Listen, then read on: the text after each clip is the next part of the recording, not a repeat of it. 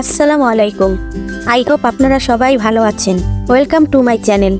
আজ আমি আপনাদের দেখাবো পালং শাকের পাকোড়া। এটি বানাতে যেমন সহজ, খেতেও তেমন পুষ্টিকর। যে শাক খেতে পছন্দ করেন না সেও অনায়াসে খেয়ে নেবেন। তো কথা না বাড়িয়ে চলুন রান্নাটি শুরু করি। এজন্য প্রথমে আমি কিছু পালং শাক এভাবে কেটে ধুয়ে নিয়েছি। এর মধ্যে দিয়ে দেব পেঁয়াজ কুচি, দিয়ে দিচ্ছি কাঁচামরিচ কুচি। ঝালটা অবশ্যই আপনাদের পছন্দ অনুযায়ী দেবেন। দিয়ে দিচ্ছি পরিমাণ মতো লবণ। এখন দিচ্ছি সামান্য হলুদ গুঁড়ো, দিয়ে দিচ্ছি সামান্য মরিচ গুঁড়ো। এখন দিয়ে দিচ্ছি 1 কাপ বেসন, আর দিয়ে দিচ্ছি 1/2 কাপ কর্নফ্লাওয়ার।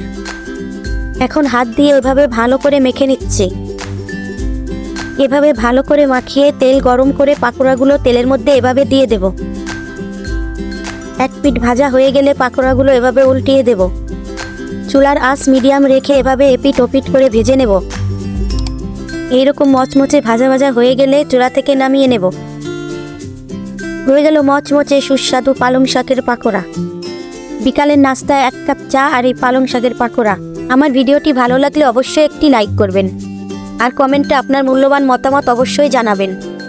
এইরকম আরও ভালো ভালো ভিডিও পেতে আমার চ্যানেলটি অবশ্যই সাবস্ক্রাইব করবেন। সবাই ভালো থাকবেন। আল্লাহ হাফেজ।